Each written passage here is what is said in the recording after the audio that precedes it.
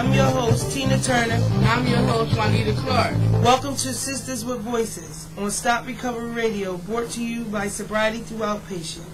I'd first like to thank and acknowledge our producer, Mr. Robert L. Washington, and our guest here today with us. You can call in at 267-507-2320 or 1-800-660-7867. Today's topic is triggers. My trigger for today is holidays coming up. Well, you know, people, places, and things you don't want to be around because people with peer pressure.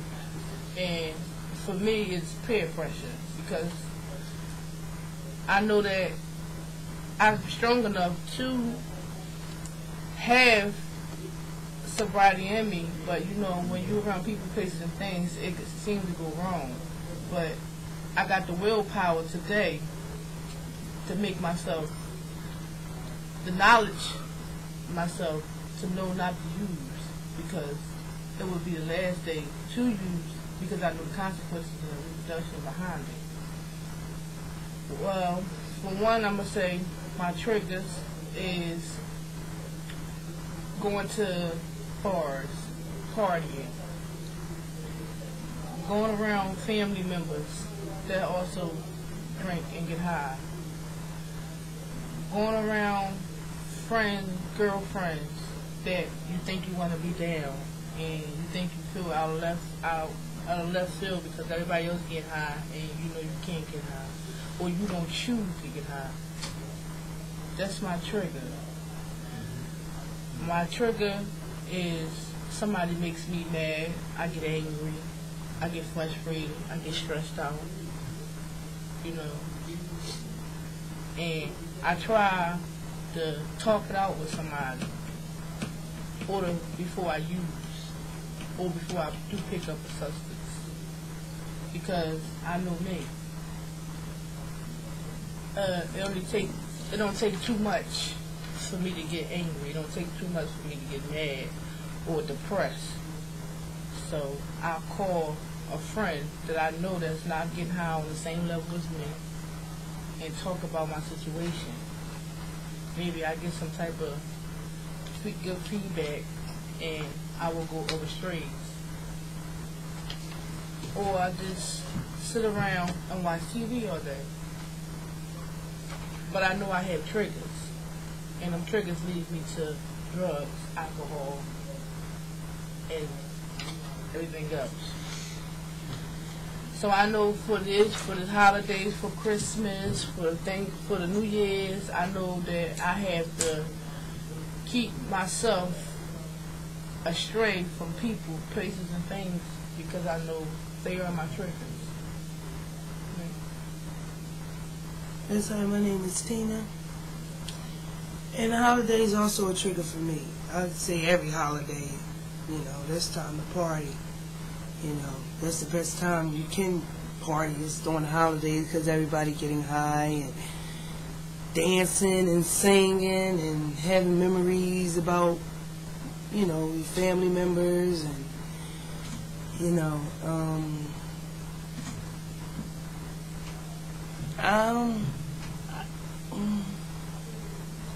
well, the holidays, well, Thanksgiving, I got over everything, you know. I didn't use, you know. I just sat around and laughed, you know, with everybody, you know. And Christmas time is, you know, it's like death for my family that we, you know, not going to, you know, usually celebrate, but it's like a sadness in my family around the holidays because of the death of my nieces and nephews. They're not here to celebrate with us. Uncle died, you know, and back when I was getting high, that was the time to really have fun, you know, to keep their memory going, you know. But, you know, this year is going to be different, you know, because I'm not using, you know, I'll probably get all them feelings and stuff that I tried to cover up when I was using. You know, but all I can do is say that I have today. And all I can do is say I will try. You know, just stay focused. You know, keep my mind on one thing that I don't want to use.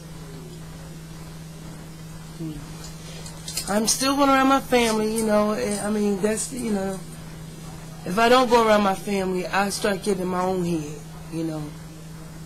I need somebody to talk to, you know. And still remember them, you know, without drugs, without alcohol, stuff like that. But all I can say is I'm have today. And hopefully I'll be here after Christmas, you know. I'm going to try. One day at a time. That's what I'm going to do. Go ahead.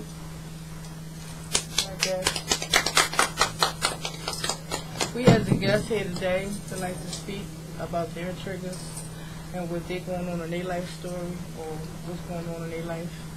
So I'm going to present you to... Hi, my name is Gary. Hey, Gary. How y'all doing? My trigger is because really it's my family. I don't got no family, so I'm really all alone, really. And my addiction is marijuana. So my main focus right now is trying to stay strong and stay focused as far as my kids. And, you know, look for better things in life. So what I had to do, I had to start for myself. To maintain and keep myself up so my kids will be right and, you know, in the future. So the main thing as far as the holidays, I don't really participate in a lot of holidays because of my family, you know what I mean? And because of that, I used to get high, smoke, just to get it out of my brain, right, to keep me, like, not thinking about bad things, but keep me focused on things that I shouldn't be doing. But now I've been going through a lot of things, ups and downs, so I just try to keep myself on the right track. So what I had to leave one thing and start over to another thing as far as drugs.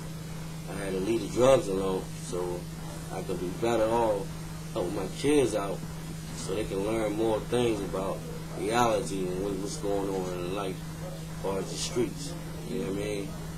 So if I think about longevity, as far as me coming into the program, which is helping me out a whole lot, you know what I'm saying?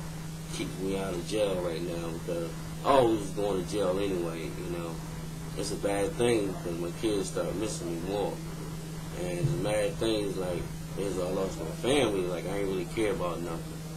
But then I thought about, you know, I got my kids there, so I want them to care about me, you know what I'm saying? To make sure everything is alright. So I'm just looking for the main thing for our security, you know what I mean, loyalty, health, you know what I'm saying? I'm a single black person, but I just want to look for longevity right now and get myself together so I stay in this program and I'll be cool. But everything else is going to fall into place if I stay on the right track. So my main thing is to stay focused, keep myself right, keep a good head on my shoulders, and make sure my kids are the best way they can be. Thanks for sharing. Thanks for sharing. Well, we have another guest that would like to share his triggers and what's going on in his life. Hi, my name is Paul. Hey, Paul. How you doing, Paul? I'm doing fine. I'm blessed. My triggers for the holidays. The holidays are a trigger for me because because the family wants you to come around and they want you to be around, and it gets to them parties and the drinking and all that, and I know I can't drink. If I drink, this is going to lead to one thing after another, and I can't do it. I'm just going to start getting higher over this and that, and before you know it, I'll be doing crazy things. So I can't mess up my clean date. I mean, my clean date is important to me. So, you know what I mean? Getting through these holidays clean and sober and not doing the things that I used to do is going to be a challenge because personally for me this is my first Christmas that I'm going, if God wills it, that I want to celebrate the first Christmas, both out of jail as an adult and not getting high. So it's going to be a new experience for me this year. I'm going to a holiday because I'm just getting out of jail, and I'm trying to keep myself clean and try new ways of living. They say in program that everything must change about you. Everything. There's nothing that, everything you used to do in your addiction, you must change all your old habits. And I truly am a believer of that fact, that whatever that you used to do that got you high, you must change those habits and exercise new ones. And when it comes to these holidays, Christmas especially, you must exercise new habits. You must know who to be around, who not to be around, who's going to trigger you, and who's not going to trigger you. And if possible, stay around people who are doing the same thing that you're doing. Keep yourself around other people who are recovering, who are trying to get another day clean just like you are. Not people who don't care. Even though we love our family, we have family members who are getting high. And family members who may not be getting high, but family members who drink and who want you to drink with them. And for us, drinking may just be a trigger, just like it is for me. So, as much as we want to be around our family, we have to know that family might do things that might trigger, that might cause a trigger or relapse. And I don't want to relapse, man. I don't have another run in me. I don't have another day of smoking in me. I don't have another puff in me. I don't. I really don't. Let me share. Thanks for sharing. Thanks for sharing. We also have another guest to like to share her triggers in her life. What's going on in her life? Hi, my name is Tiana. Hi, Tiana. My trigger is myself. I believe that I trigger myself every time that I decide to use. I have not grasped the whole aspect of how to stay and stop. That's what I'm trying to say. But every day that I wake up, I try over again. My family is small, so I can't blame it on my family. And my family, some of them use and some of them don't. So I know who to be around and who not to be around, and I need to spend more time around the positive family members that I do have. I don't have many friends, but I would like to meet some new friends. My goal right now is to subtract some of the people that I've been hanging around with and apply some new people to hang around with. I'm looking forward to meeting new people at this program, at my church, and when I start school in March. So I'm just going to try to meet some new people, do some new things. I heard something about change. I believe that change starts when I start to change the way I think. So I have to reprogram my brain. And that's what I'm going to work on. I'm going to work on rearranging my thought process, because my thoughts become my behaviors. So I have a lot of work to do, a whole lot of work to do. And every day that I wake up, my eyes open up a little bit more, and I believe that more will be revealed. So I just have to hold on and not let guilt keep me stagnated, because that's my biggest trigger. My biggest trigger is letting my downfalls keep me stagnated, and I stand still instead of moving forward. So before I do anything, I just want to stop, surrender, slow down, and think before I take another step. That's all I have. Thanks for sharing. You've been listening to Sisters with Voices, brought to you by Sobriety Through Outpatient, and I'm your host, Tina Turner. I'm your host, Juanita Clark. We'd like to say thanks and acknowledge our producer, Mr. Robert L. Washington. And we thank our guests today for speaking, shedding a little light on the Inspirations. I'm quite sure you keep speaking out that you'll get better with yourself, as long as you talk about it. One Hey. day at a time. You can call in at 267-507-2320. Or 1-800-660-7867. I'm going to say that again. 1-800-660-7867.